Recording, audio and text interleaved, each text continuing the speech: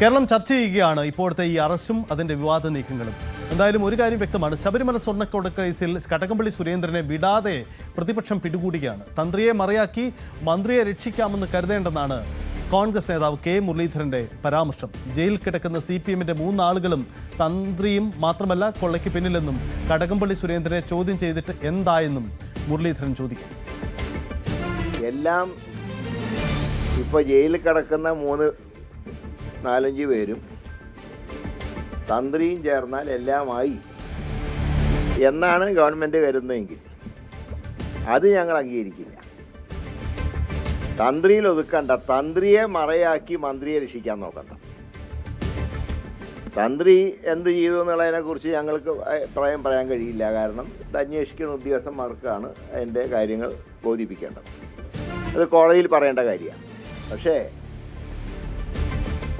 ഈ ദേവസ്വം ബോർഡ് ഭരണകർത്താക്കൾ മാത്രം വിചാരിച്ചാൽ ഇങ്ങനെ സ്വർണം കടത്തി കൊണ്ടുപോകാൻ കഴിയുമൊന്നുമില്ല. ഇത് മന്ത്രിമാർ അറിഞ്ഞില്ലെങ്കിൽ പിന്നെ ഇവരെന്തിനാണ് മന്ത്രിമാരായിരിക്കുന്നത്? അതായത് സ്വന്തം വകുപ്പിൻ്റെ കീഴിലൊരു കൊള്ള നടക്കുമ്പോൾ അത് കണ്ടുപിടിക്കാൻ മന്ത്രിമാർക്ക് കഴിഞ്ഞില്ല എന്ന് പറഞ്ഞാൽ ആരാ വിശ്വസിക്കുക? പ്രത്യേകിച്ച് മാർക്സിസ്റ്റ് പാർട്ടി പോലത്തെ ഒരു സംവിധാനത്തിൽ. ഇത് അറസ്റ്റ് ചെയ്തവരെല്ലാം ഒരു പാർട്ടിക്കാരല്ലേ? ആ പാർട്ടിക്കാർ സ്വർണം കടത്തിയത് ബന്ധപ്പെട്ട രാഷ്ട്രീയ പാർട്ടിയും, അതായത് CPM-ഉം അതിൻ്റെ തലപ്പത്തുള്ളവരും മന്ത്രിയും അറിഞ്ഞില്ല എന്ന് പറഞ്ഞാൽ എല്ലാം തന്ത്രിയിൽ അവസാനിപ്പിക്കാം എന്ന് സർക്കാർ കരുതണ്ട. സമാനമായ ആക്ഷേപം തന്നെയാണ് രമേശ് ചെന്നിത്തലയും ഉന്നയിക്കുന്നത്. മന്ത്രിമാർക്കും മുൻ മന്ത്രിക്കുമടക്കം ഇക്കാര്യത്തിൽ പങ്കുണ്ടെന്നും സ്വർണം കെട്ടവരാരായാലും അവരാരും രക്ഷപ്പെടില്ലെന്നും രമേശ് ചെന്നിത്തല. 4 CPM നേതാക്കന്മാർ ജയിലിൽ കിടക്കാൻ തുടങ്ങിയിട്ട് കുറേ ദിവസങ്ങളായി. അവരെ പറ്റിയാണ് ആദ്യം അവർ പറയേണ്ടത്. ഈ 4 നേതാക്കന്മാർക്കെതിരെയും പാർട്ടി ഇതുവരെ ഒരു നടപടിയും സ്വീകരിച്ചിട്ടില്ല. അവരെ രക്ഷപ്പെടുത്താനുള്ള മാർഗങ്ങളാണ് അവർ നോക്കിക്കൊണ്ടിരിക്കുന്നത്. പിന്നീട് തന്ത്രിയെ അറസ്റ്റ് ചെയ്തു എന്നുള്ളത് വസ്തുതയാണ്. അത് നിയമപരമായ കാര്യങ്ങളാണ്. നിയമത്തിൻ്റെ വഴിക്ക് പോട്ടെ. നിയമത്തിന് ആരും അതീതരല്ല. അതിനനുസരിച്ച് കാര്യങ്ങൾ മുന്നോട്ട് പോകട്ടെ എന്നാണ് എനിക്ക് പറയാനുള്ളത്. SIT-യുടെ അന്വേഷണം മുന്നോട്ട് നീങ്ങട്ടെ. യഥാർത്ഥത്തിൽ കുറ്റവാളികളായ മുഴുവൻ ആളുകളെയും നിയമത്തിന് മുമ്പിൽ കൊണ്ടുവരണം. ഇനി മുൻ മന്ത്രിമാരുമുണ്ട്. അവരും വരുമെന്ന് നമുക്ക് പ്രതീക്ഷിക്കാം. കാരണം അയ്യപ്പൻ്റെ മുതൽ കെട്ടവരാരും രക്ഷപ്പെട്ടിട്ടില്ല. അയ്യപ്പൻ ആരെയും രക്ഷപ്പെടാൻ അനുവദിക്കത്തുമില്ല. ഇതാണ് എൻ്റെ സത്യം. മന്ത്രി സജി ചെറിയാന്റെ വാക്കുകൾ ശ്രദ്ധേയമാണ്. തന്ത്രി കണ്ഠര് രാജീവര് എൻ്റെ നാട്ടുകാരനാണ്, അദ്ദേഹവുമായി അടുത്ത ബന്ധമുണ്ട്. എന്തായാലും ഇപ്പോൾ അഭിപ്രായം പറയുന്നില്ല, അന്വേഷണം നടക്കട്ടെ. ഇതാണ് സജി ചെറിയാന്റെ വാക്ക്. അപ്പോൾ ഹൈക്കോടതിയുടെ നിരീക്ഷണത്തിൽ SIT ആണല്ലോ ഇതൊക്കെ ചെയ്യുന്നത്. അത് അന്വേഷണം നല്ല നടക്കുന്നുണ്ട്. അത് സംബന്ധിച്ച് വരട്ടെ. എന്താണ് കോടതിയിൽ അവർ സബ്മിറ്റ് ചെയ്തിട്ടുള്ള കാര്യങ്ങൾ മനസ്സിലാക്കിയിട്ട് പറയാം. അതായിരിക്കും നല്ലത്. ഇതൊക്കെ നല്ല നിലയിൽ അന്വേഷണം നടക്കുകയല്ലേ.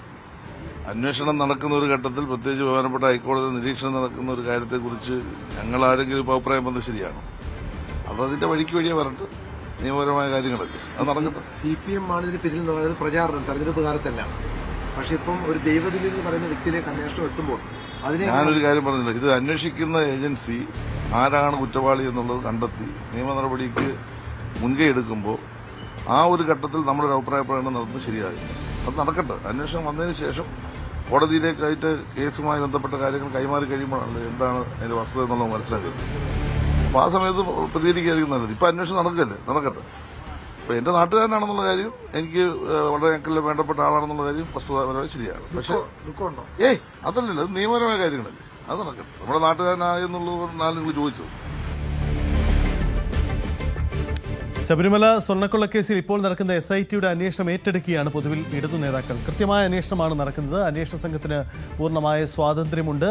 തന്ത്രിയുടെ അറസ്റ്റിന് പിന്നാലെ SIT-യുടെ എല്ലാ നീക്കങ്ങളെയും ഇടതു നേതാക്കൾ ശരിവെക്കുകയാണ്. അന്വേഷണം വളരെ കൃത്യമായ രീതിയിൽ നടക്കുന്നുവെന്ന് മന്ത്രി P. രാജീവ് പറയുന്നു. ഹൈക്കോടതിക്കും ഇക്കാര്യത്തിൽ മറിച്ചൊരു അഭിപ്രായമില്ലെന്നും ഒരു തരത്തിലുള്ള സമ്മർദ്ദവുമില്ലാതെയാണ് SIT പ്രവർത്തിക്കുന്നതെന്നും മന്ത്രി P. രാജീവ് പറഞ്ഞു. അന്വേഷണം ശരിയായ രൂപത്തിലാണെന്നാണ് ഹൈക്കോടതി പറഞ്ഞിരിക്കുന്നത്. ഹൈക്കോടതി ഒരു കാര്യം കൂടി പറഞ്ഞു, നമ്മൾ ഈ മാധ്യമങ്ങൾ ആവശ്യമില്ലാതെ വാർത്തകളെ കൊടുത്ത് വിചാരണയെ, ഈ അന്വേഷണത്തെ വഴിതെറ്റിക്കാൻ പാടില്ല.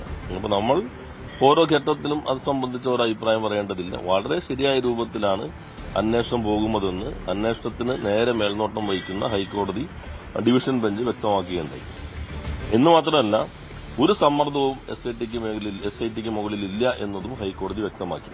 അപ്പോൾ സമ്മർദ്ദമുണ്ട് എന്ന് പറഞ്ഞ് ഇത് വഴിതെറ്റിക്കാൻ ശ്രമിച്ചവർക്കെതിരെയുള്ള ശക്തമായൊരു താക്കീതാണ് ഹൈക്കോടതി നടത്തിയിട്ടുള്ളത്.